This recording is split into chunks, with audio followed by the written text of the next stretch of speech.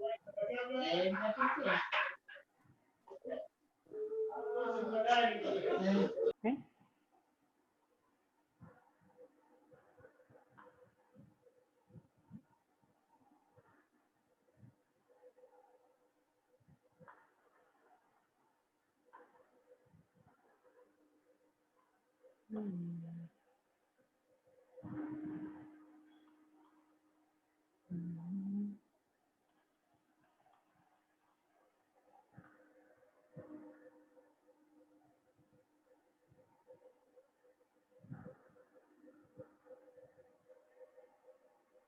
We're just waiting a couple extra minutes, so we have more people joining, but we are going to start very soon.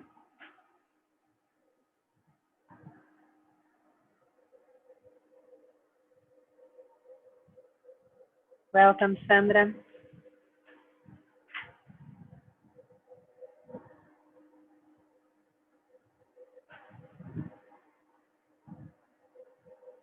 Welcome, Kevin.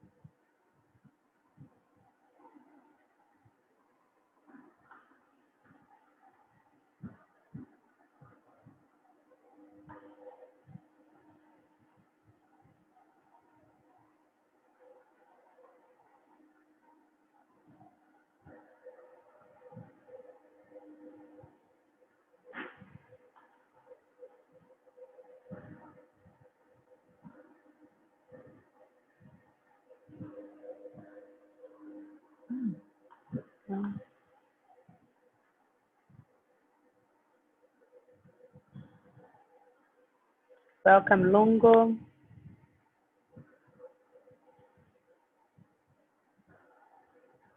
Welcome, Rico.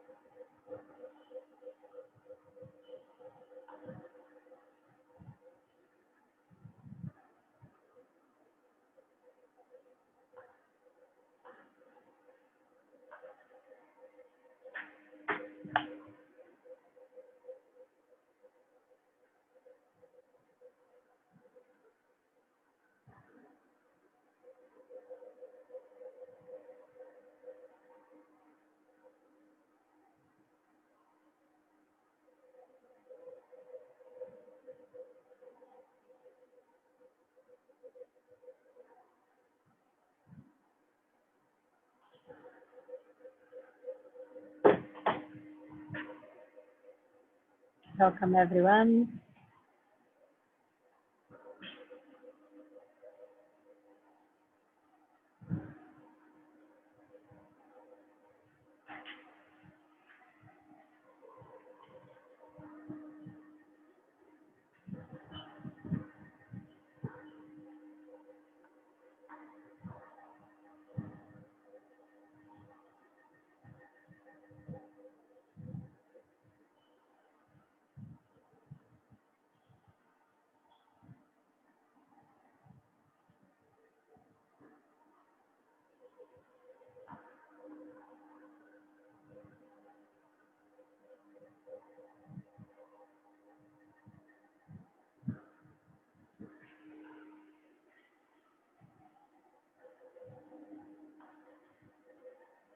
Welcome, everyone.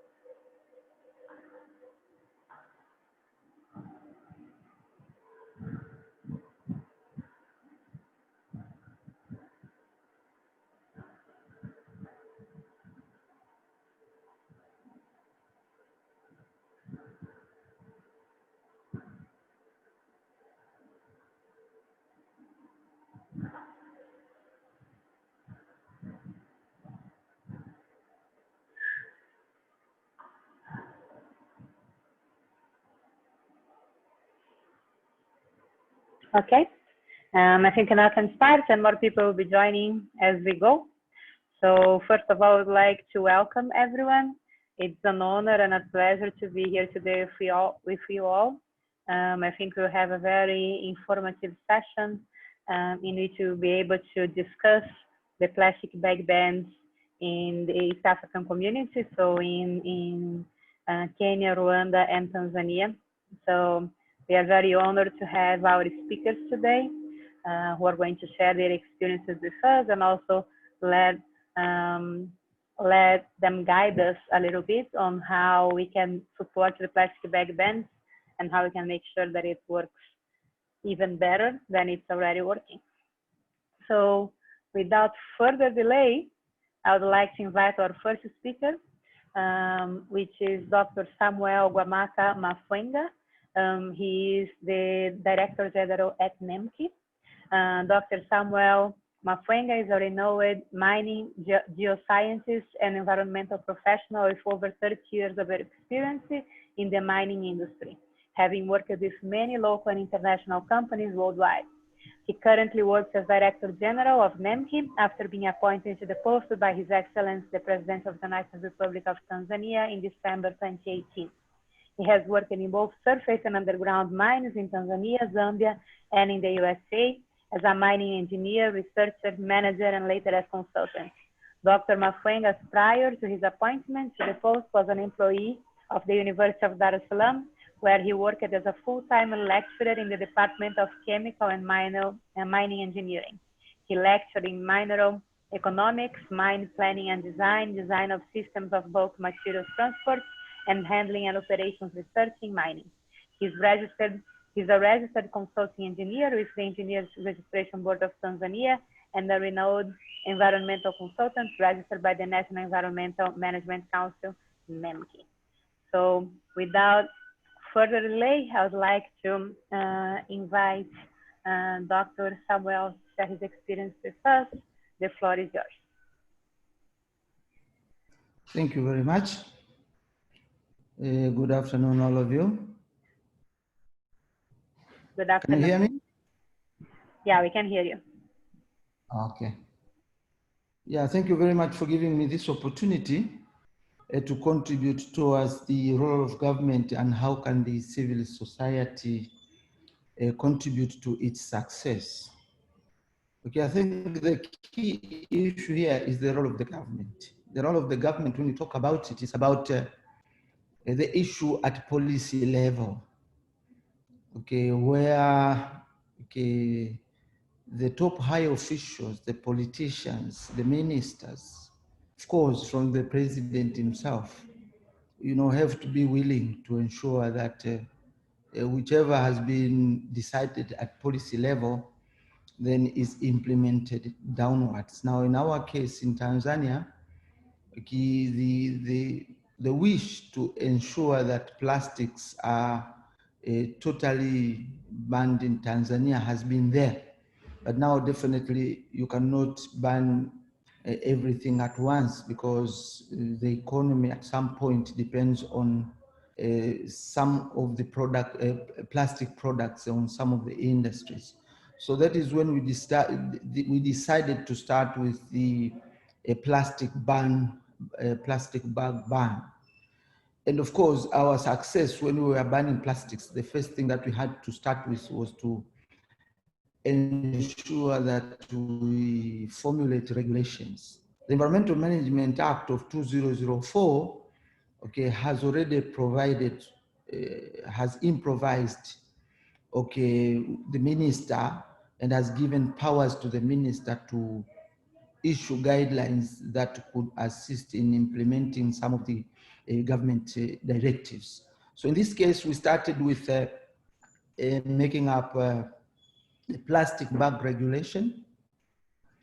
And of course, before banning, we called up a number of stakeholders.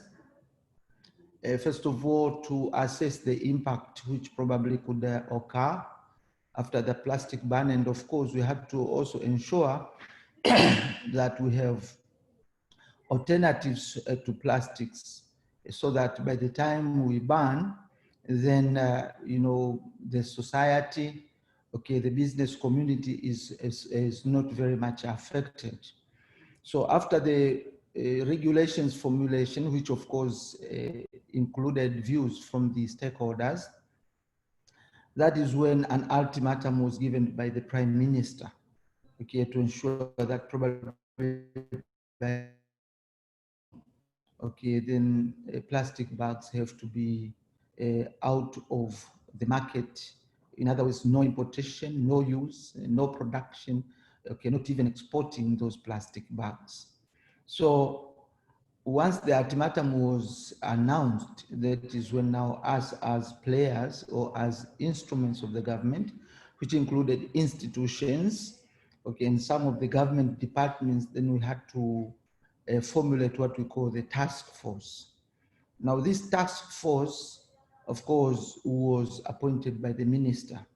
Okay, the minister, okay, formulated the regulations, and then he made up this task force, which was actually formulated by several key institutions, like Sumatra, Tanzania Revenue Authority, who actually are the ones who are controlling all the customs, and others, Tanzania Ports Authorities, Tanzania Bureau of Standards, Tanzania Food and Drug Authority at that time, Immigration Departments, the Chief Government Chemistry, Police Department, the Army, and several others. So this task force now was mandated, okay, to ensure that they build up what we call the strategies.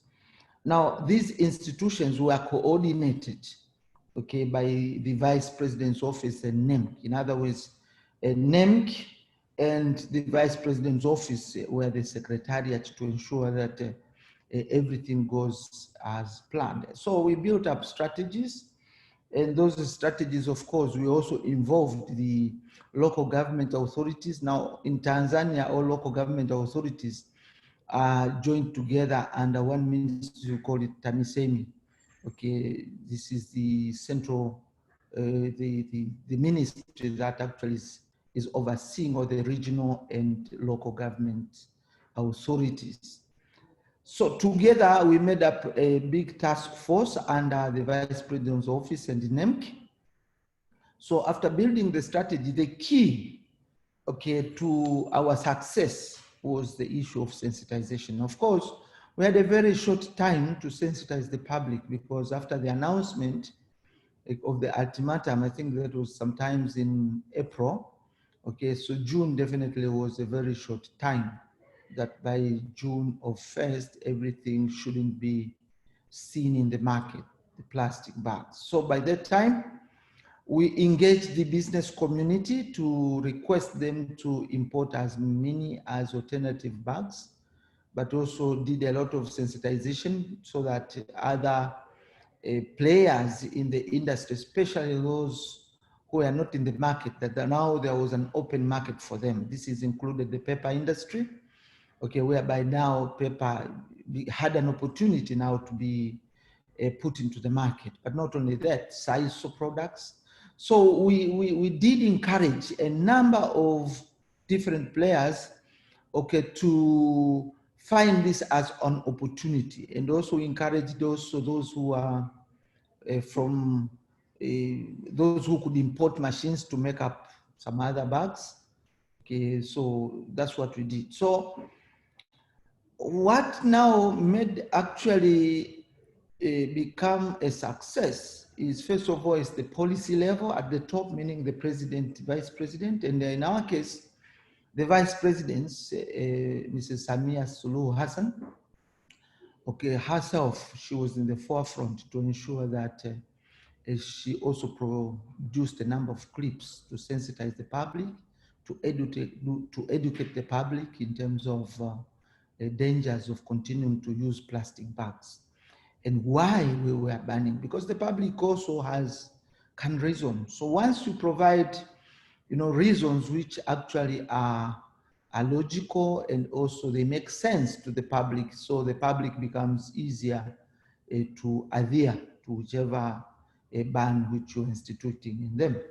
So during the whole period, we had done a number of more than 50 high-profile official clips, like the vice president had to produce clips. We had more than 100 radio programs whereby NEMC and others also had to go into the radio to sensitize the public.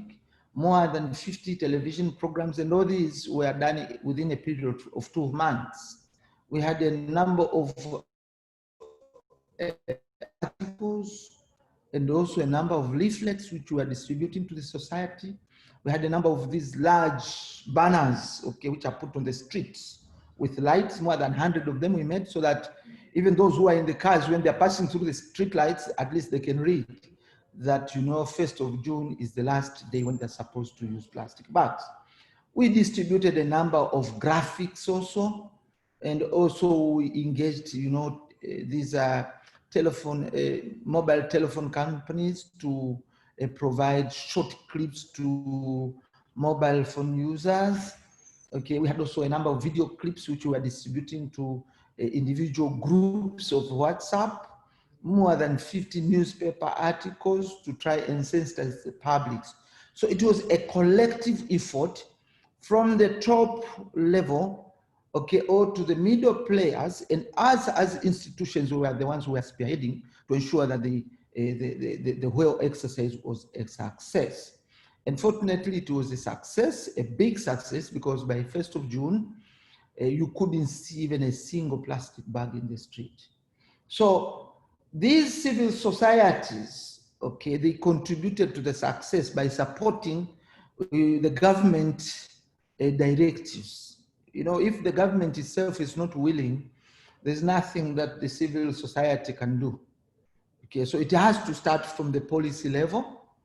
Once the policy level has been put up, and then the high profile officials are also engaged, then the rest falls in its place as we go along. And the civil society then will come up, okay, by supporting those efforts, by ensuring that they sensitize, they contribute towards sensitizing the public, but also encouraging business community to produce alternative to the plastic ban, and so forth and so forth.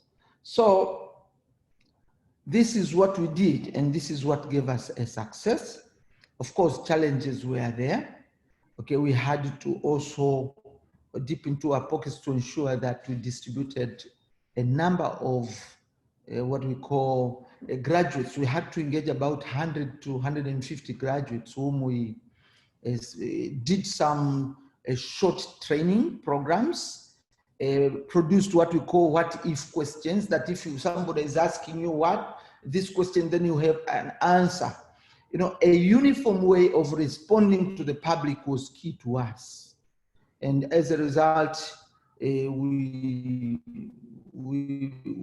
got this success, and we worked all the way to the district level. So we had people from the district level to the regional level, up to the national level. Every member of our teams was there to ensure that the society was sensitized. Thank you very much. Thank you. Thanks, Dr. Gwamaka. It's really, really great to hear you talking about, and it's true, like the plastic bag ban in Tanzania was announced like about 2 months before it was implemented, although we had been discussed that for several years prior. And it was a great effort, and it was beautiful to see. I think many of us, at least myself, we still feel very proud every time that someone says that they came to the country and were told to leave their plastic bags at the airport. I think that that's a really, really cool thing to do. I welcome everyone to add your questions to the chat box.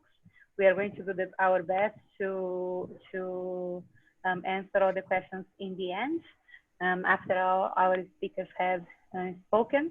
So for now, thank you, Dr. Gwamaka, again, and I would like to invite our next speaker, which is Dr. Hussein Mohamed Jomari. Dr. Hussein Mohamed Jomari works at the Vice President's office here in Tanzania, and they have also just conducted an assessment on the plastic bag ban. So I'm pretty sure you have great information to give us. Holding a PhD on environment science, he's a registered town planner working an environmental officer at Vice President's of the Division of Environment. He has 15 years experience working in local and central governments. Also has been working as environmental consultant for various organizations, including IPE Global, Palladium, and Forum for Climate Change. He has published 11 papers on areas of solid waste management. So without further delay, Karibu Sana, welcome Dr. Hussein Omar. You need to unmute yourself. I don't see you right now. Let me just find where you are.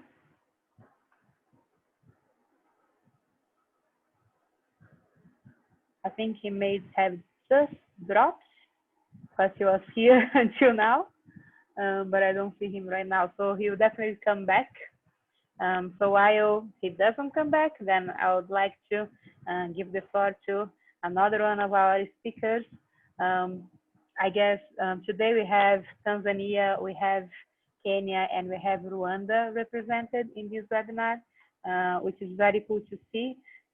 We have 3 countries with quite restrictive plastic bag bans here in the East African community. So I think we have a lot to learn from each other and also to work together to be able to take the plastic bag bans further. So I'd like then to invite Dr. John Mumbo from Kenya, from NEMA. He is the Principal Compliance and Enforcement Officer. He lives in Nairobi.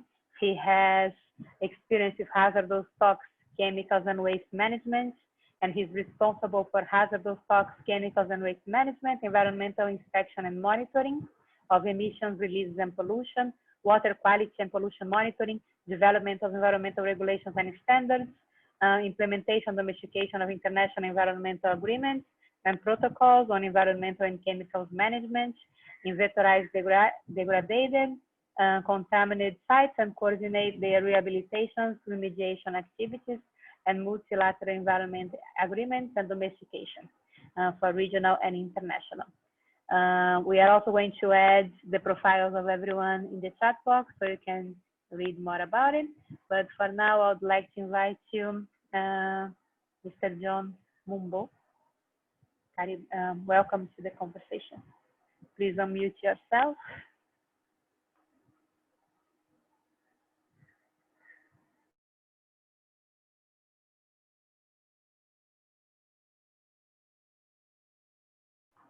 You are still muted in case you are speaking.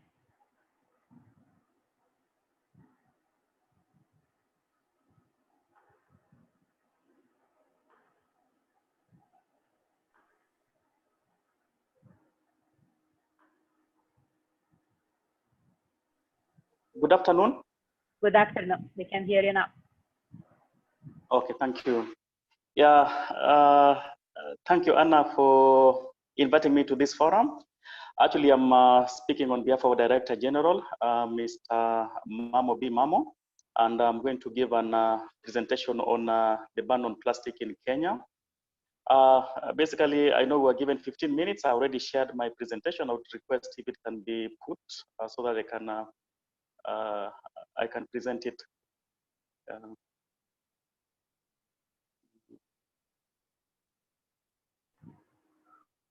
I'm sharing the screen right now. Yes, 1 second. Okay, Here we go. Okay. Here it is. Okay. Basically, I'm having a challenge with my present.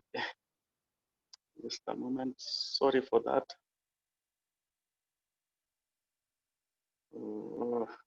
Okay. Basically, that is. I think I've already presented. I'm going to talk about the ban of plastic or bags in Kenya. Let's go to the next slide. I'll give an background, a brief background. I'll go to the justification, and I'll also talk about just slightly about the elements of the plastic ban. We'll also go to the issues of the challenges we've gone through, even as a country, and what are the modes of implementation strategy, and also what the role of the civil societies can play when it comes to the plastic ban. Next slide. Basically, how we did our plastic ban in Kenya we didn't have a regulation in place. But because of the challenges that we used to have with respect to the management of this plastic, the cabinet secretary, that was the Ministry of Environment and Forestry, issued a gazette notice, and this gazette notice was number 2356. That was dated February in the year of 2017. And what was banned here was basically the use of these single-use plastics, any importation of the same, and even the manufacture of these plastic carriers within the country. So here we're talking about the single-use plastic. There was normally when you issue a plastic ban, you give a grace period, and in Kenya, we gave them a 6 months grace period, which expired in August of the same year, that is 2017, meaning that any person who was using it, any person who was importing it, any person who was manufacturing it locally had to stop doing that. So the key point here is that it was a cabinet memo because we didn't have the provision of the ban of the plastic within the regulations. But now what we've done as time has gone on, we are developing a plastic regulation that actually provides for the management of the same. It's a management tool besides providing for the banning of these plastics. Next slide.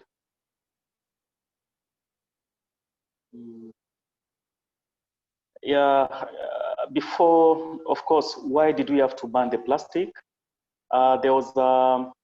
We had a study that was done by the National Environment Management Authority of Kenya in collaboration with the United Nations Environmental Program. And you also have an organization which is called KIPRA. I didn't have the name in full. That actually revealed that 1 million plastic bags are actually issued by the supermarket chains alone in the country. And in addition to that, the ban was also necessitated by the inability of the plastic bags to decompose, just of course now affecting the soil and also the environmental quality. There were the issues of NEMAs, the littering of the bags in various parts of the country. Next slide.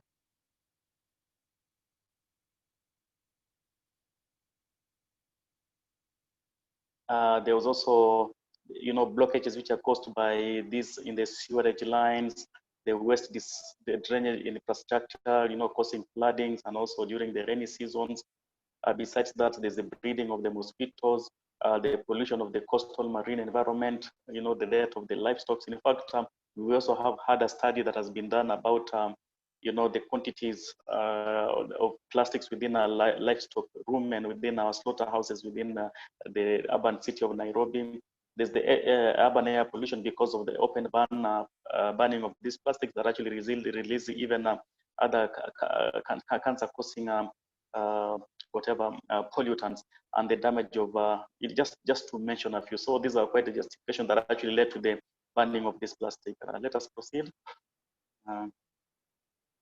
The plastic ban basically applies to all plastic carrier bags and flat bags which are used for commercial and household packaging. And this plastic carrier bag is basically a single use, the one that you use once and you throw it away. So there are some other category of plastics which are being used on industrial purposes, but we were targeting the single use plastic bags, which are constructed with handles and may have a gasket or not. This will be shown in a diagram. And we also had some people even ask, what do you mean by a flat bag? And this is a plastic, this is a plastic bag that has been constructed without handles or may contain gasket, which I'll show. And this ban does not apply to plastics used for primary industrial packaging in accordance to approved packaging standards. There are some plastic bags which are used for industrial purposes. For example, how can I, in the construction companies, there's some which are used for packaging materials, But what we mean with approved packaging standards is like you have to come and seek an exemption or come and explain to us what's the purpose of these plastics that are being used. Continue. Yeah, this is what actually meant by the plastic bag. If you look at the diagram, I hope it's showing well within your display. What I meant by the gasket, these are actually the edges that provide for the expansion of this plastic. But basically, these are the single-use plastics that we're talking that were targeted during the ban. Let's proceed. Yeah, so the Gazette notice was published in February, that is 2007. That is, we're talking about now 3 years ago, with allowing for the 6 months, as I explained earlier. Of course, it also allowed for the provision of alternatives, carrier bags, which include paper bags, clothing bags, canvases, basically something that is biodegradable and you know, can be used, that does not cause the same harm the plastics cause. In addition, there was also the exemptions. We had exemptions on the same, and this exemption only applied to primary industrial packages, which is which I think I've explained earlier. Next slide.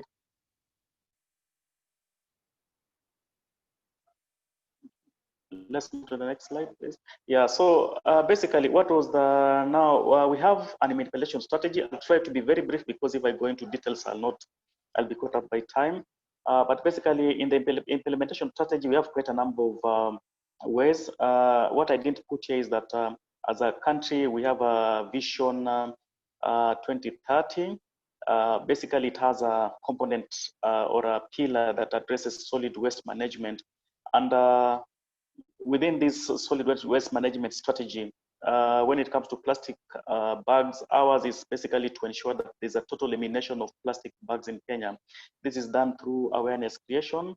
Of course, you also enforce plastic bans where we have inspections. You also go to, of course, you confiscate the plastic bags. We even go to the extent of even carrying on a whole industrial plant just to make sure that this excess does not go on. Of course, there's also looking at the border points, and you know, it's quite a whole lump of thing. There's also the mobile scientific information for supporting the plastic bag, because much of the time, like I remember when we banned, like it was the initial first 3 months, we had a lot of challenges, especially when it comes to, there are some commodities that rely on plastic bag packaging, for example, bread. And because of this scientific information, you know, coming, you know, it opens our eyes to apply this ban, you know, objectively. The other one is, of course, we also monitor and evaluate the progress of the implementation of the plastic ban on a frequent basis. We have the state environment report, we have the national environment action plan, yeah, and as I told you, we're also developing a waste management regulation on the same. We can continue. Yeah, the challenges, of course, there was a lot of challenges. And the first one, of course, there's the lack of coordinated multi-agency enforcement network that should comprise of the several agencies. Basically, this looked like an environment thing. We were being told that it is NEMA which is banning the plastic.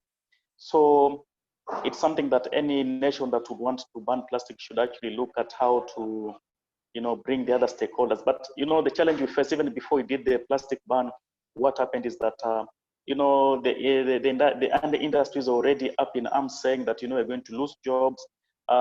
So it actually cost us to really fail in getting a multi-agency enforcement team that comprises like of Kenya Revenue Authority that deals with imported and smuggled plastics. We also have the ports, the airport operators, you know, at the border points, and also the county governments. In Kenya, we have a devolved system whereby we have a national government, and then we have also county governments. So you find that even at the county levels, they don't have resources, they don't have the money, they don't have the power, they don't have the inspectors. So this really frustrates our, you know, dealing with this. And also the national treasury, you know, should also allocate finance for this kind of activity, and besides so providing incentives. So what the take-up point here was about a lack of a coordinated multi-agency enforcement network to help us. So largely it has been NEMA which has been working hard on the same matter. Continue. The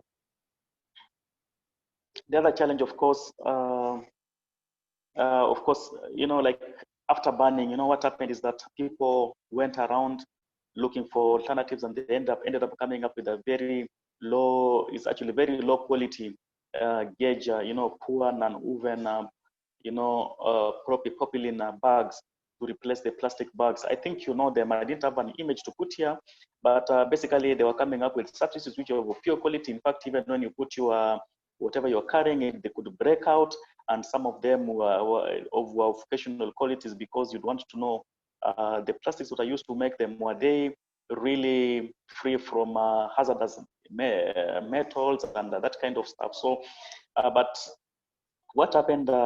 We intervened, and further to the manufacture and importation and supply of these nonwoven plastics was stopped until the Kenya Bureau of Standards comes up with a suitable standard that will address the issue of the gauge, the tensile strength, the grammage, the bursting strength, and also the toxicity. So that was the challenge about the quality of the substitute. Next slide. We also had another challenge whereby some small traders association filed a petition with the High Court to lift the ban. But fortunately, the courts came to our side, and not only the court alone, even the public, they're very much in favor of this ban to stay. And at the moment, also Kenya Bureau of Standards has developed a preliminary draft for, it's what is called a Kenya National Workshop Agreement for nonwoven plugs. They are proposing a density of 20 grams for all nonwoven, but this is just one of the standards that Kenya Bureau of Standards is working on, so that we still have challenge when it comes to some of these suppliers, not actually suppliers, these international companies that produce pellets. Some of them are actually saying that these pellets are biodegradable, but any plastic that somebody else says that is biodegradable, as long as it has a plastic element, you'd want to know about the quality. Let's proceed. As I end, of course, I was asked about what is the role of the civil societies. Of course, these are very powerful and active group that can help us in identifying and providing alternatives to plastics. Not every person understands what plastics are and also their alternatives. We can also explore what is called extended producer responsibility initiatives to help to mop out the issues of packaging waste. We've also developed what is called extended producer responsibility regulations, so that we can, because like what was happening, we had this industries which are producing the PET bottles. They're actually worried that we're also now moving now to ban those PET bottles, but we told them as long as they can convince us that they're able to manage these waste from these plastic bottles, we shall reconsider that. So this is actually one of the outputs or some of the methods that they're coming up with to have a responsibility in managing their waste. We also need to mobilize members to form these EPROs for the purposes of curbing plastic pollution menace. We also need a lot of information on plastic ban. For example, if people would know that when you're importing in these recycled plastic bags, you'd really want to know, are they made from pure plastics? Or are they made from recycled plastics which have some level of contamination? That kind of thing. And also, we also need a lot of information and research in plastic. So I think I'll end there. So my presentation is there. So thank you, and I look forward to hearing from you. Thank you, Dr. John. This was very, very informative. And I really appreciated when you say that when people come up with plastic bags and they say that they are biodegradable, we need to take that with a grain of salt. So thank you very much for your presentation. Once again, everyone, you can add your questions to the chat box, and we'll do our best to answer all of them at the end. If we're not able to answer all of them at the end, then we are going to have the speakers answering the questions we can share by email to everyone that participated on the webinar. So I would like to then call our next speaker, representing Rwanda here, Jacques Nsengiyumva. Sorry, I don't know how to pronounce her name properly.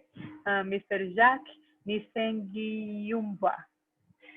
He's a PhD scholar at Royal Institute of Technology in Sweden. He is the Agency Director of Environmental Regulations and Pollution Control Department at Rwanda Environment Management Authority, REMA. He has served REMA as a civil servant for over 8 years in different capacities and a visiting lecturer and researcher at the University of Lay Adventist of Kigali for over 5 years. He holds a master's degree in environmental science from UNESCO and the Institute of Water Education, Delft, the Netherlands, and the Bachelor of Science in Biochemistry from UR. He has performed different professional courses in environmental management systems, solid waste management, sanitation, and low impact development technologies from USA, China, Germany, and Belgium. He also has a postgraduate training in community leadership and emotional intelligence leadership from George Mason University Community Leadership Institute in the United States. So without further delay, I would like to invite Mr. Jacques and please tell me how I pronounce the last name, because I have tried so many times and I still don't know how to do it properly. So please fix that for me, and welcome to the floor. The floor is yours. Thank you, Madam Anna. Thank you to all participants here on the WebEx. It's a great pleasure for me to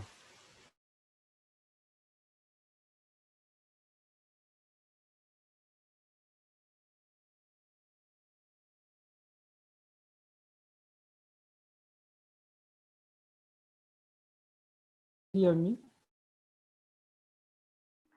Sorry, now we can hear you. You broke a little bit, but now we can hear you.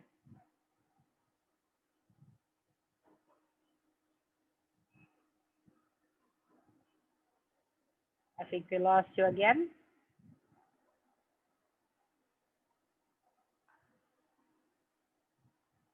Maybe I'm going to stop your video just to see if that goes better. Let's see.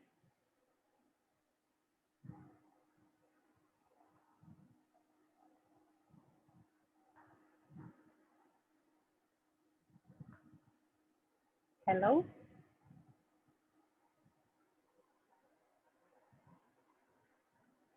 I think we lost you. Let me see. Yeah, I think we lost our speaker. I'm sure he will come back. So then I'm going to invert the order and give the floor to the first speaker that we had lost, and that I think now is back. So Dr. Hussein Omar, who works at the Vice President's office here in Tanzania. I have already read your profile. So please, and as I said, he has information also on the assessments that was done on the efficiency of the plastic bag ban here in Tanzania. So I'm sure this presentation is going to be very, very interesting.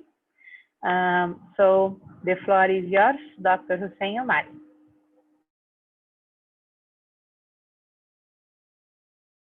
You need to unmute yourself.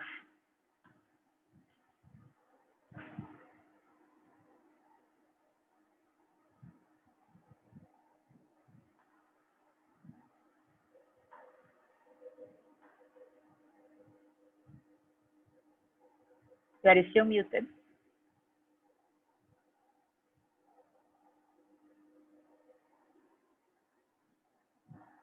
You're still muted.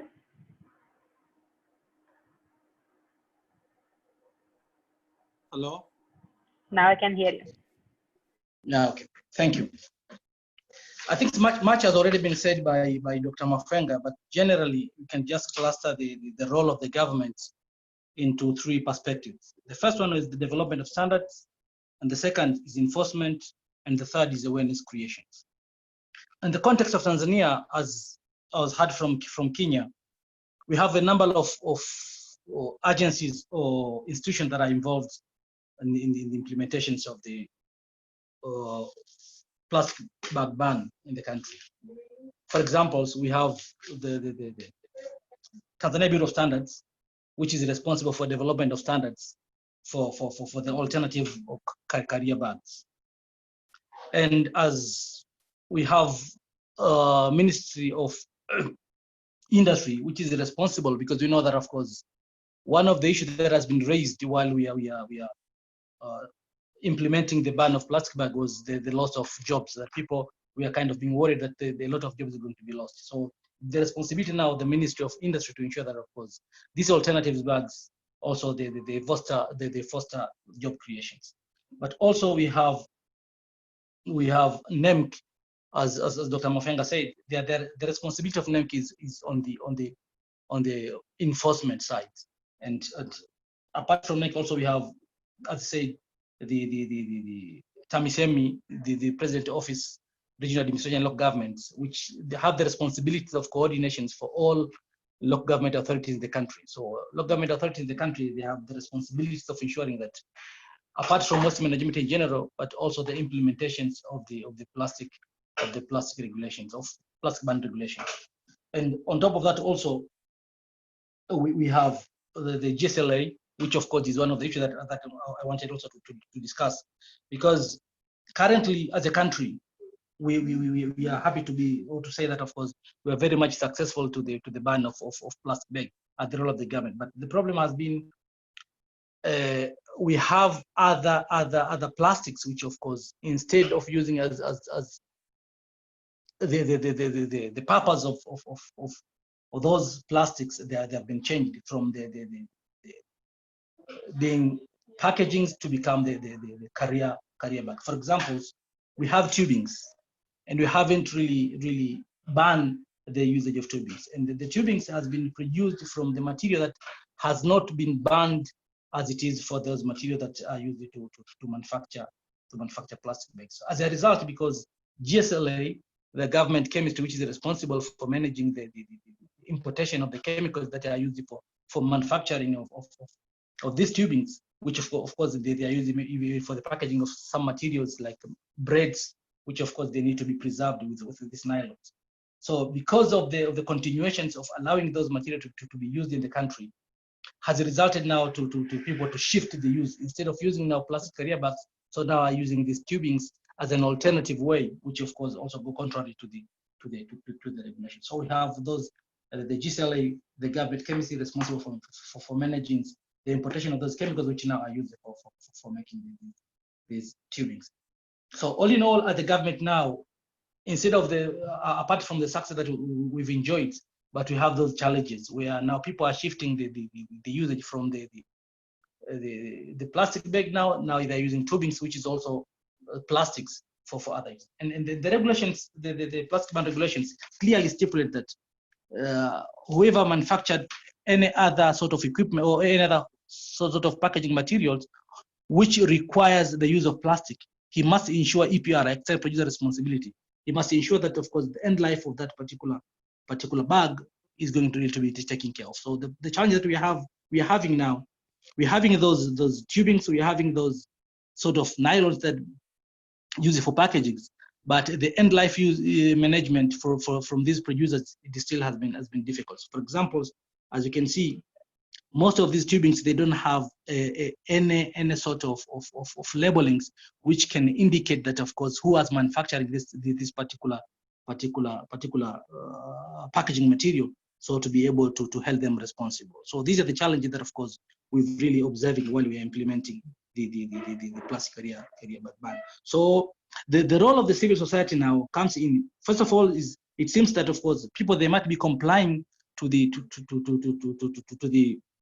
banning of plastic bags, knowing that it's the government that, of course, initiated, government wanted people or wanted the stopping of using the carrier bags. But it seems maybe the deeper understanding of why the government really wanted to ban the use of plastic carrier bags, maybe that it could be a missing point to a lot of residents. So the role of private sector, or the role of civil society organizations now is now, although the government has a role of engaging the society by educating them, as Dr. Mafwenga mentioned, that, of course, a number of newspapers, articles, a number of TV programs have been already conducted, but also the civil society can chip in also to ensure that, of course, we do encourage more understanding to the residents on why government banned the plastic bags and what are the impacts of the plastic bag to the community. So these are the assessment that, of course, we've seen for a year after implementations of the plastic bans, that, of course, there is an emerging of or using not only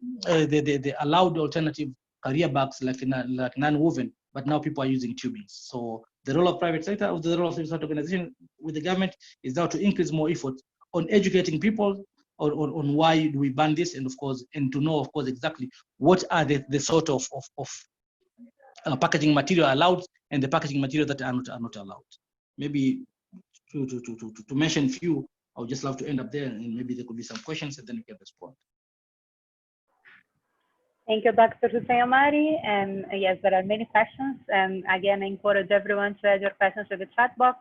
We are going to answer them in the end. And if you don't have the time to answer all of them, we are going to answer them by email later on. So I would like now to invite back Dr. Jacques Nsengiyumva. I hope that's how I pronounce your name. Welcome back from REMA in Rwanda. Thank you, Ms. Anna, and my apologies for any caused inconvenience. I was experiencing a poor internet connection problem. As I think said, we all have that problem every once in a while, so it's fine. Yeah, thank you very much. My names are Jacques and Nsengiyumva. Jacques is a French name. Yeah, Nsengiyumva. So my greetings to all of the participants here on this call. I would like to go straight away to the topic. I'm working for Rwanda Environment Management Authority. This is a national regulatory authority of all environmental matters, as NEMA in Tanzania, Kenya, and Uganda.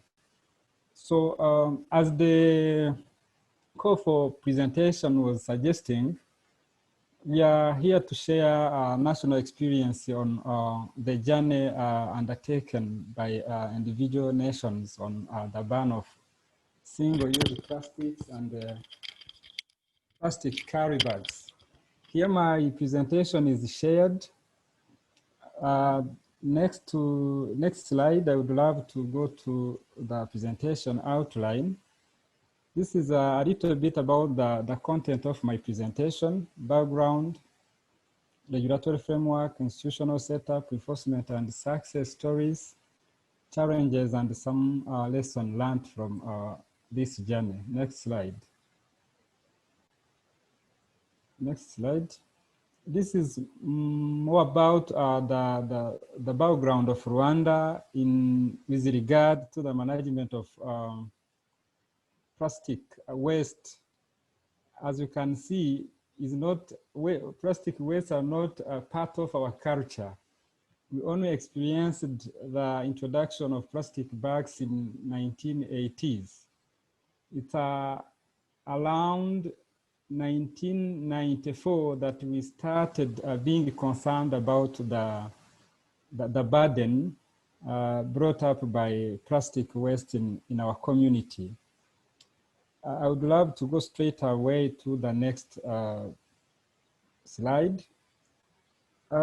As you can see, plastic waste is not only a national challenge, it's rather a global or worldwide challenge. You could see some figures that have been put up by researchers on the reality of plastic waste worldwide. I don't wish to go into all those figures, but the reality is that we have to do something on plastic waste. If we fail to do something, by 2050, we'll be having more waste, more plastic waste than fishes in the sea. Next slide.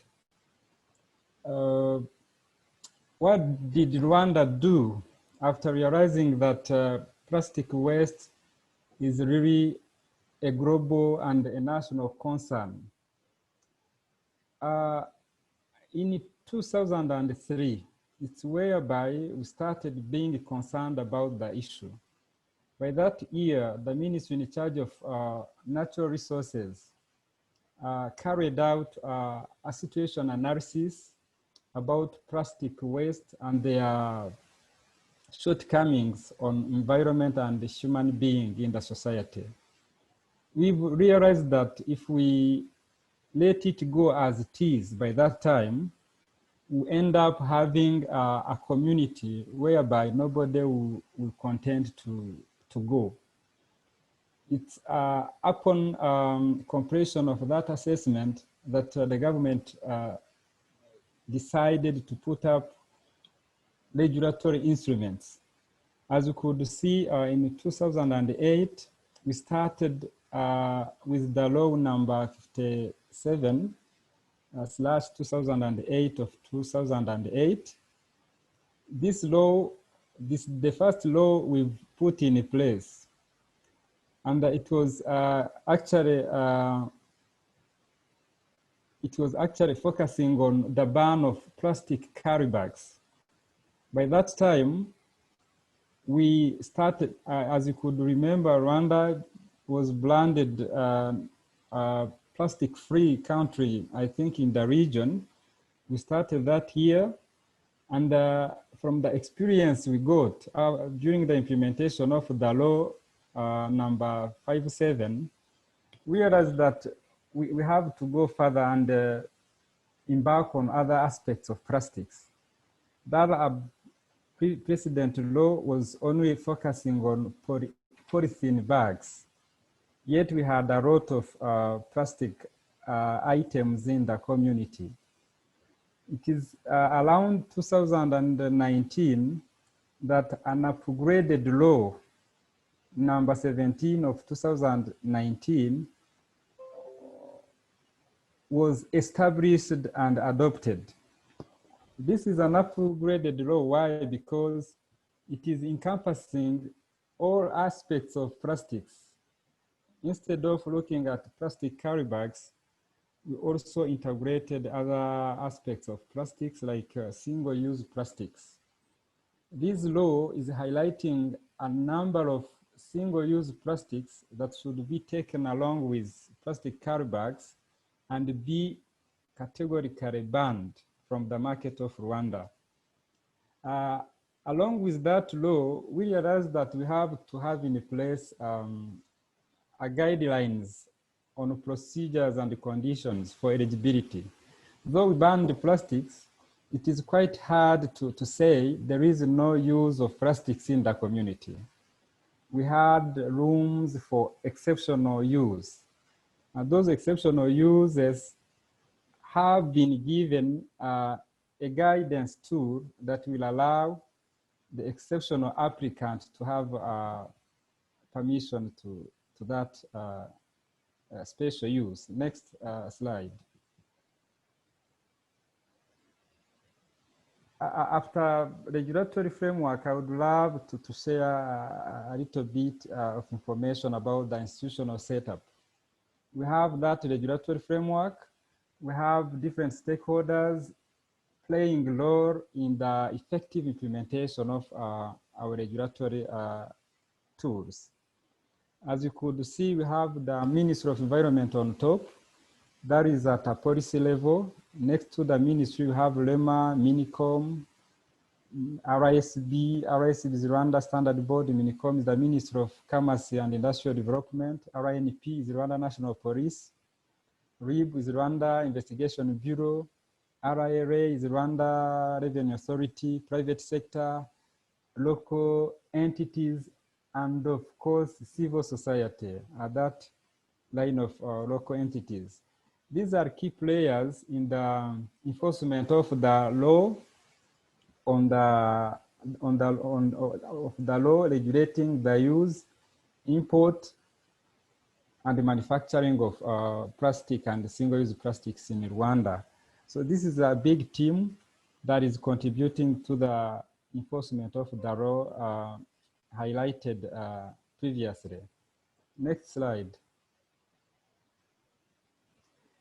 These are some enforcement information on enforcement and success stories we've experienced.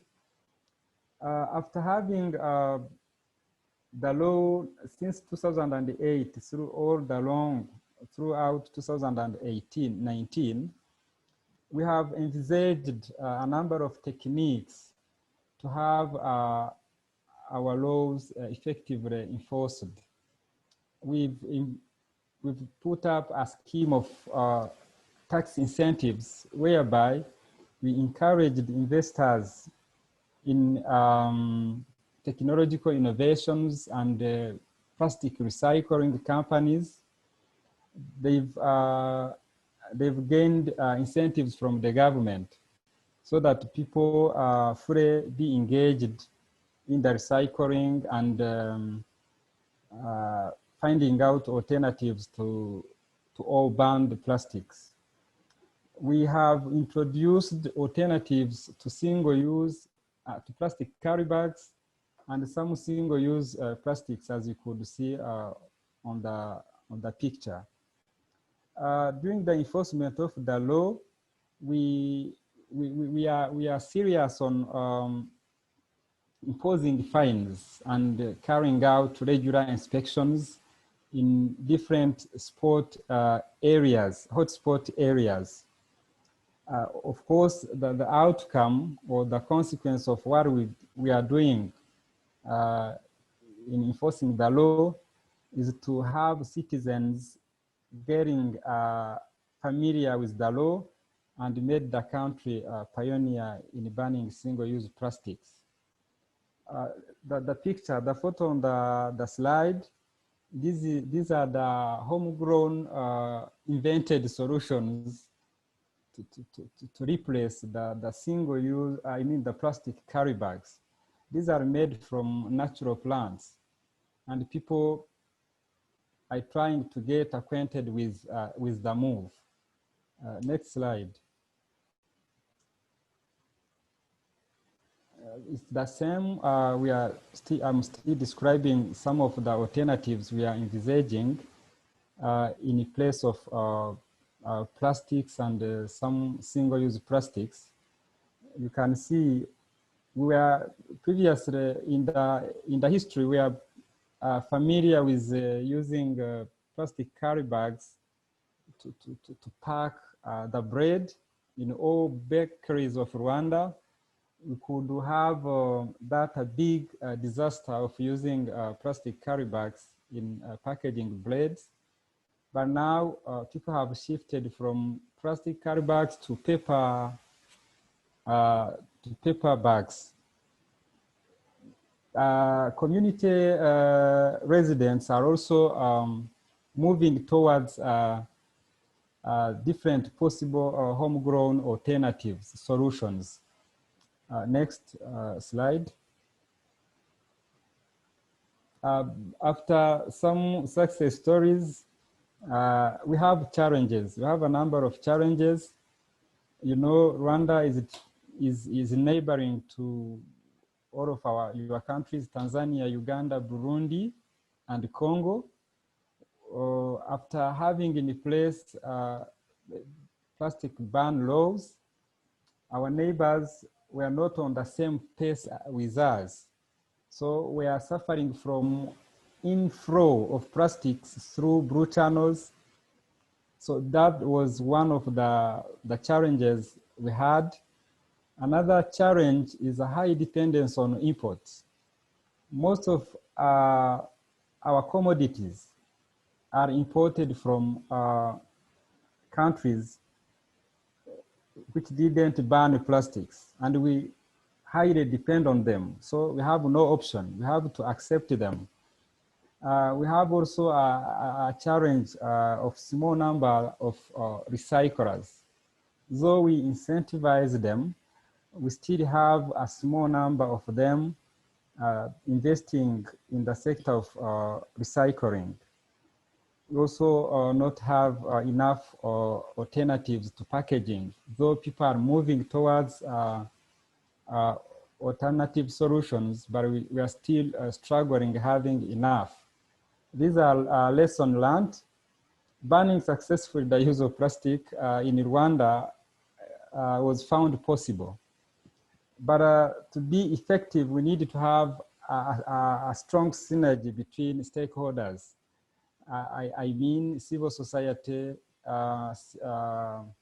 TSF, and other key players at a national level. Recycling of plastics and maintaining the circularity is also possible. We are seeing people transforming plastics into other beneficial materials in the community.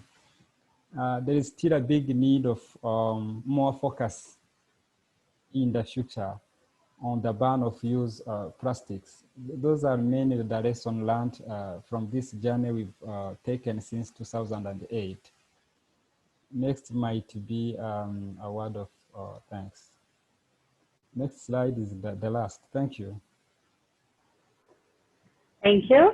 Thank you, Dr. Jacques. That was a very interesting presentation. And for me, I think what makes me happier about the way that it's being done in Rwanda is that when you think about plastic bag bans in most countries, people are always looking for alternatives that are somehow like similar to plastic, and that's how the countries ended up getting flooded with bags that they wouldn't actually want to have that.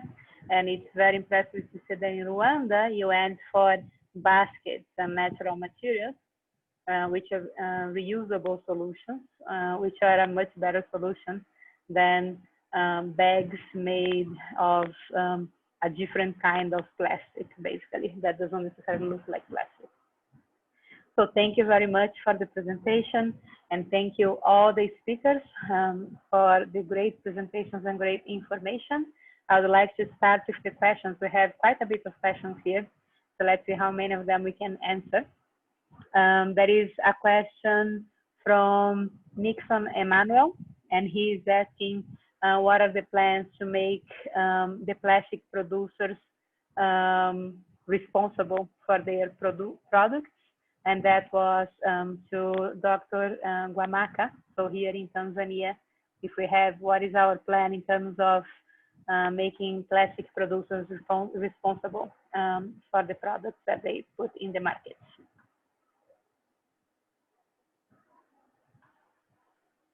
Yes. Basically, we have those who are producing plastic bags are not there. Okay, so the only plastics that we are having right now are probably plastic bottles for mineral water and so forth. Okay, and also for those who are producing what we call the tubings, then we have a plan of recycling those to recycling industries for plastics. So far, we are also trying to synchronize that one with the local government authorities to establish sorting waste at sources. So once this one is successful, it means those containers with plastics will have somewhere where they could be taken for recycling, and that certainly will reduce the amount of plastics that goes to the environment, but also to the municipal dumping places. So that's the plan so far. Thank you very much.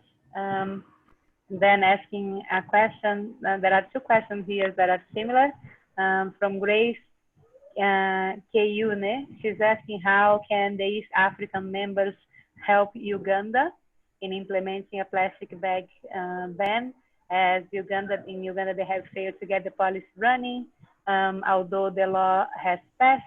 And then I think there is another question, which is how can the three countries, Rwanda, Kenya, and Tanzania, basically support one another on reinforcing the ban and expanding that plastic bag ban, making it more restricted, because I think even from the presentation from Mr. Jacques, you can see that one of the challenges in Rwanda is that they were ahead of the neighboring countries with their ban, and so they had plastics coming in. So I would like to start that question. Maybe I should start asking you, Mr. Jacques, if you have any idea about how the countries Rwanda, Tanzania, and Kenya can support Uganda and can also support one another. Thank you for the question. I think we East African countries, we have a common forum where people meet and discuss different emerging issues in development. And this point of plastic ban has been common to all of us. And I think apart from the three countries, Tanzania, Kenya, and Rwanda, there was a move that each nation should have a regulatory framework on the ban of use of plastic bags and single-use plastics. Now, the question is what the three countries should do to help Uganda moving towards with others. This is a point that should be regarded from not only political perspective, but also from trade and the commerce principles of individual nations. But Rwanda being somewhere in the journey, Tanzania and Kenya are coming on in the same journey, there should be that goodwill, not only of the two countries, but also the three countries, but also the big will from Uganda. If Uganda doesn't step forward and do something, whatever support that might be offered by the three countries wouldn't mean a lot to Uganda. So Uganda is the first country, the first to have in hands that big responsibility of doing something. If Uganda manifests, shows up that goodwill, I think the support from the three countries wouldn't that big too much. So my point of view on that is, of course, the three countries have done something good. Their help, their support will always depend on the goodwill of Uganda towards the common ground of having plastic bags banned in the region. So it's more regarded from a political perspective and commercial and trade perspective. That is what I think on what should be the way forward. Thank you. Okay, this is John from Kenya. Please go ahead. I hope you can get. Yeah, I agree with my colleague. I colleague with my colleague from Tanzania, from Rwanda. I agree with him totally. I think one of the strategies to do is to come up with a common standard. For example,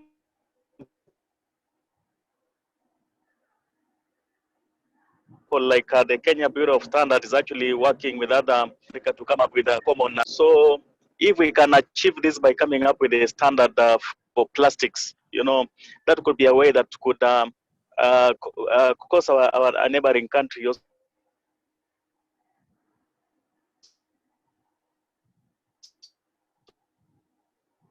just to know that we have within us, we can also aware, because if the public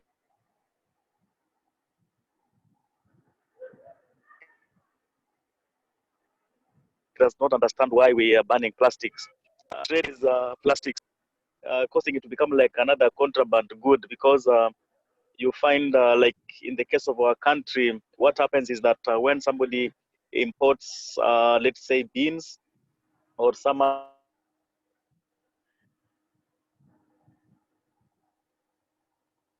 other kind of groups, you find that now this is stuck within that certain kind of goods are given away. So, when you have this awareness and also, awareness and coming up with standards will be actually a good way of like, causing us to avoid importing and causing us also to like operate on a same level. Thank you. Thank you, Dr. John. That's a very good insight, and through common standards for plastics would be great to have in the region. And for the people who would like to, like us as civil society organizations, anyone from Uganda, Rwanda, Kenya, that would like to work in coordination with us in Tanzania, I think we can definitely work together on the part of sensitizing the community and making sure that people understand the importance of the plastic bag ban. So I will add the email for Nipe Fagio here to the chat. And if you have if you'd like to work in coordination with us, we are more than happy as well to work with people from Kenya, Rwanda, Uganda, and honestly from the entire world on figuring out this plastic situation that we are in. There is another question here from Mark Charimari. He says that the plastic bans are definitely a step in the right direction. What is being done or has been done about the existing single-use plastic bags in the country since the ban was implemented? I would like to actually ask this question to Dr. Hussein Omari. If he's aware, is there any kind of regulation or any kind of concern about removing the plastic bags that exist in the country once the ban is implemented? I remember that there was a concern of people basically burning their plastic bags or something to be able to get rid of them. So I actually think we lost Dr. Hussein Omari. Maybe I could ask Dr. John Mumbo in Kenya. Did you, when you implemented the plastic bag ban in Kenya, was there any kind, like what basically was the suggested or the enforced alternative, like what people should do with the plastic bags that were in the country at that point? Okay, as I mentioned earlier, the way we banned plastic was basically informed by the pollution that was being caused around and the nuisance it was causing. You know, in most of the major cities, we didn't have like a strategy, we didn't have timelines, we didn't have standards, we didn't have alternatives on what could be used. So we had actually been engaging the Association of Manufacturers here in the country on how to deal with this matter, or trying to decide on which grade of plastic that can be allowed to be traded in, but we didn't have a consensus. So we had to start from somewhere. So starting from somewhere was basically to just come up with a ban and agree on what, you know, look at how to start with the ones which were the single-use plastics, and then we see how, whether it will inform whether to have a total ban on everything. So that's why that's why, as you can see from my presentation, I mentioned that now we already have, now we are now beginning to develop these management tools. For example, we have waste management regulations which deal with all kinds of waste, but now since this ban was effected from a gazette notice, so it was actually prudent to have a regulation that deals with plastics, which we've already developed, which is on a draft, is almost becoming a law. And again, I also mentioned about that extended producer responsibility. So as you can see, we are now like, you know, going back to make sure that everything now goes the management way. Yeah, because we already have the goodwill and good environment to develop these tools, and including the timelines. Thank you. Thank you. Would like also to, there are several questions for Tanzania. So Dr. Samuel Gwamaka, I would like to ask you, there are several questions here for Tanzania asking basically about the plastic tubes that we find all over the place in Tanzania right now, post the plastic bag ban.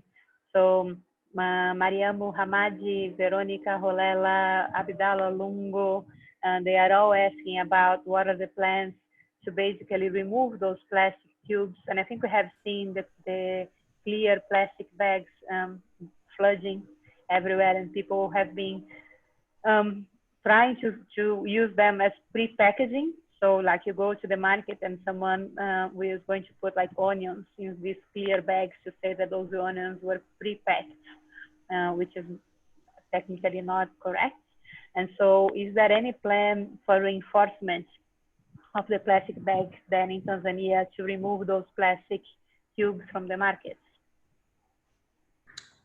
Of course, so far, Tanzania Bureau of Standards have specifically stated that those who are importing or manufacturing plastic tubes, they must be licensed.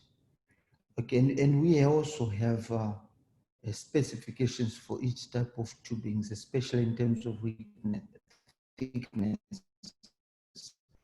Okay, so once they comply with the Tanzania Bureau of Standards, those standards that are required for tubings, then that's when they can be either used or they can be sold. But now we have a challenge of flooding the market of tubings from neighboring countries. And a number of them we have managed to catch. And when we catch them, we confiscate. In fact, we ban them. And we fine those people who are contravening this particular law. And we have some industries which have been relying on tubings specifically for specific purposes. Those have to be authorized by Tanzania Bureau of Standards to indicate what type of tubings of which specification they are having. That's when they can be allowed. And that is why TBS has got officers at each of the entry points into Tanzania, okay, where those particular consignments have to be authorized, you know, after being approved by Tanzania Bureau of Standards. So I've been telling people that, okay, irrespective of the law, irrespective of the regulations, nature by itself, you know, is recyclable, I could say. What I mean by that, life normally degenerates itself. Okay, starting with plantations, you go to issues of animal life, you go to issues of even the land. Volcanoes is one form of replenishing the land. But now, when we come to the issue of plastics, definitely if we are not careful, it means they are going to fill the earth because they don't biodegrade. So for that matter, okay, we have to encourage, okay, people, you know, land people, scientists, engineers, to see what alternative could we have in terms of plastics, which we can use that could also have properties, you know, same as paper and others, so that we make our earth clean. But continuing to use plastics, okay, definitely has got a very slim future, considering that actually they don't biodegrade easily. 400, 500 years is too much. By that time, the whole earth will be filled with plastics. And I don't think that this particular generation is really interested to see our future children and grandchildren are inheriting an earth that is full of plastics in the oceans and other places. So basically, logically, plastics will have to go at some point. But when we're just trying to see how we can change or probably move in terms of technology to see what alternative and what options we are going to have. So in the interim time, whichever plastic we have, we try ourselves to recycle as much as we can, okay, so that we have minimum amount of plastics that we can throw to the environment. Thank you. Thank you, Dr. Gwamaka. And I think we couldn't agree more with you that plastics, they do not biodegrade. They stay in the environment for a very long time, and they harm in so many ways the environment. I think we also know, as you mentioned, that recycling is a great thing to do, but very few kinds of plastic can actually be recycled, as we saw also on the presentation of Mr. Jacques from Rwanda, that only 9% of all the plastics produced in the world have been recycled. And so recycling is a great initiative, but unfortunately it's a very limited one. And so I think that's why it's so important for us to be discussing the bans, because I think restrictions will have to be implemented more and more as the future comes, and we are all supporting that. So thank you very much for taking the initiative. There is also a question here from Veronica Rolela. She's asking about the amendments to the Basel Convention, basically domestication of the Basel Convention that now is regulating the plastic trade and the plastic waste trade. What are the steps that the governments are taking to be able to domesticate those regulations? I think it would be nice to have everyone answering that question if possible. So maybe you can start with Dr. John Mumbo. Basically, I think a question is how the domestication happens in Kenya. I think you also have some polemic discussion lately about the waste trade, basically plastic waste trade in Kenya.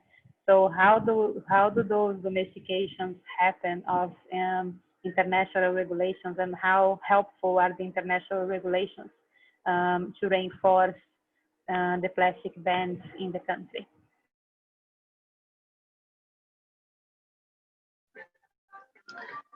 Okay, with respect to the Basel Convention, it's a tricky one in the sense that not all the countries are actually banning plastics.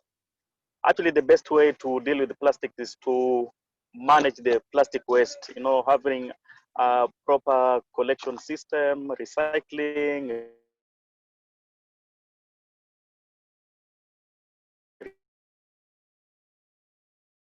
reuse, and that kind of stuff.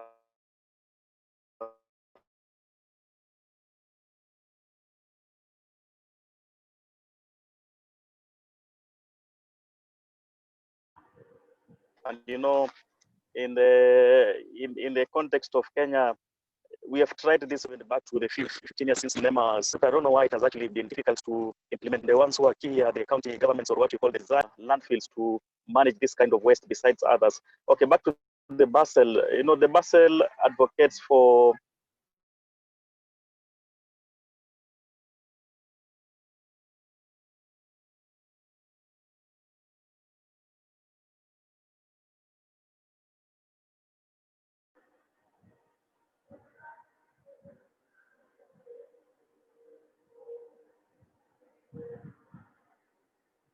I think I have a technical challenge.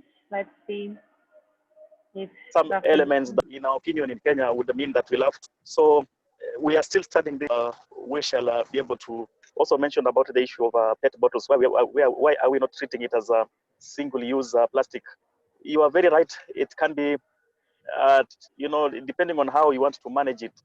But in the context of our country, we've really gotten a lot of opposition, resistance from the ones who are manufacturing it, because they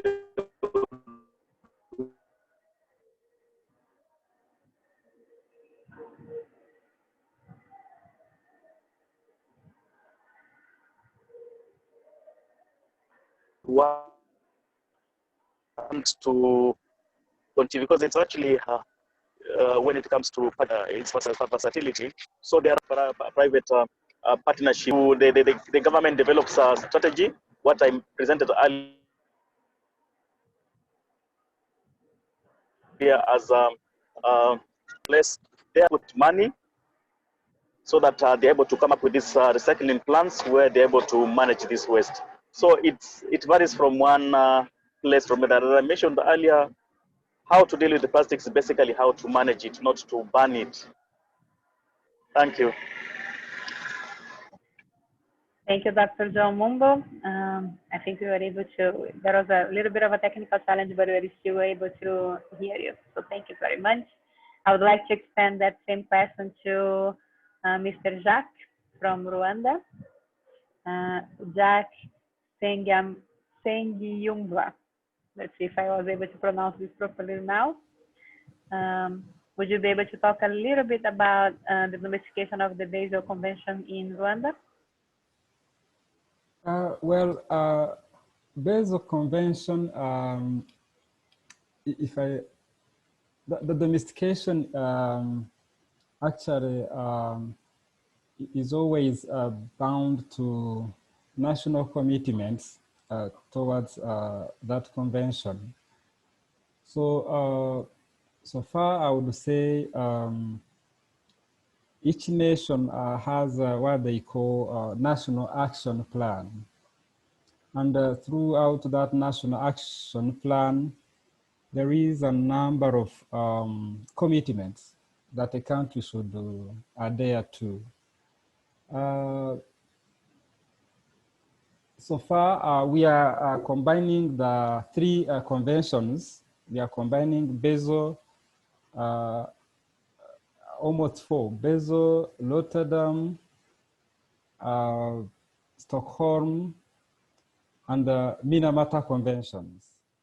These are big conventions we are carefully dealing with, since they have a direct implication on different development sectors of the country. So I wouldn't be as much accurate as I can, but I would say the National Action Plan of Rwanda in that convention is in the right track, and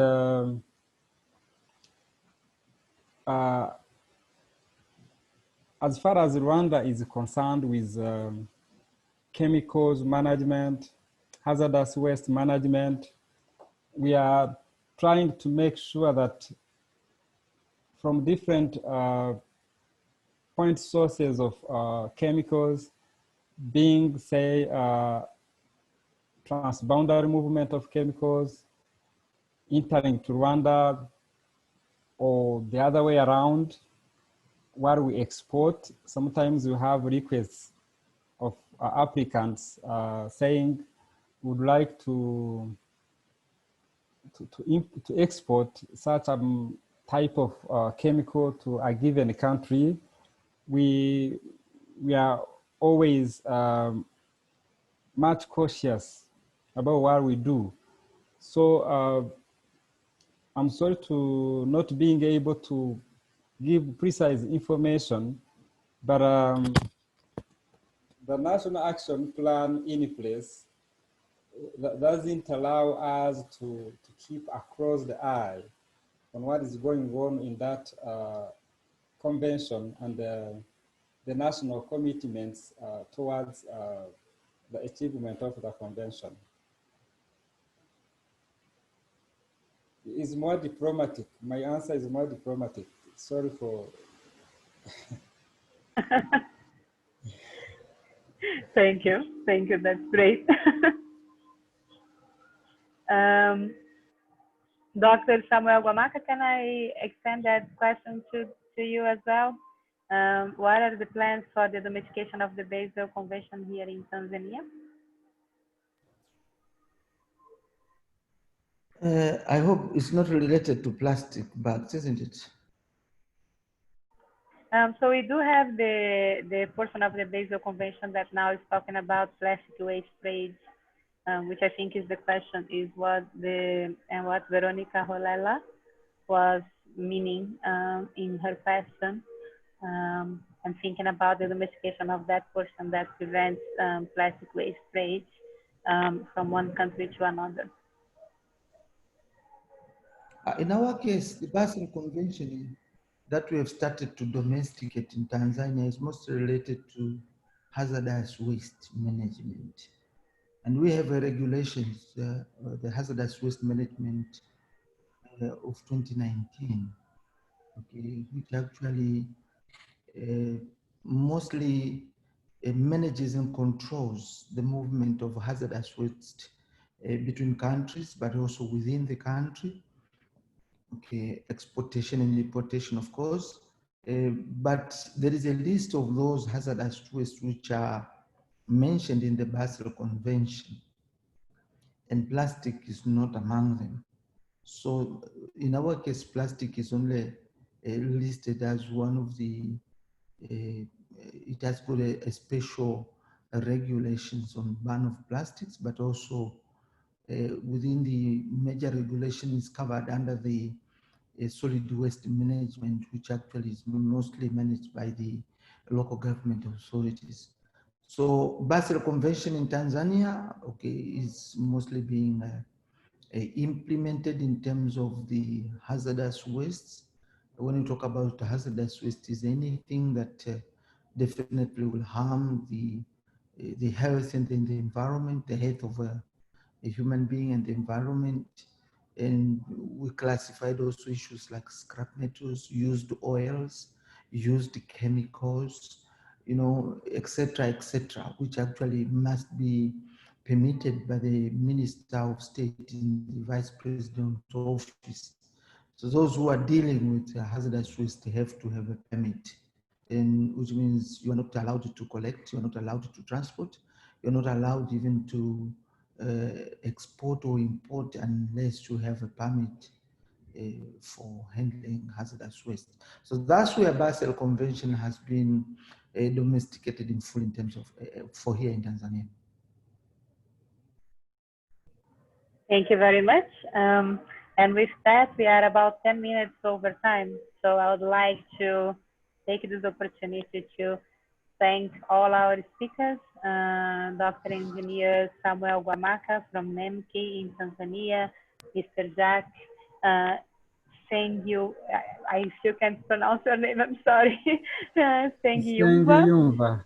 Yes, from REMA in Rwanda.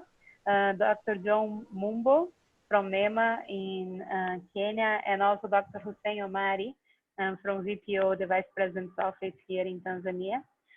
This was a very, very interesting conversation and discussion. There are still questions that we haven't had the time to answer. I'll make sure that these questions are shared with the speakers over email, and then we can collect answers and then share with the participants. So thank you all very much for participating in this webinar. I would also like to remind everyone that NIPE Fagio is doing a webinar series right now. So every Wednesday at 3 p.m. Tanzanian time, we have the webinar, and the next one next week is about plastics and climate. So basically the relation between plastics and climate. So welcome everyone, you're all welcome to register.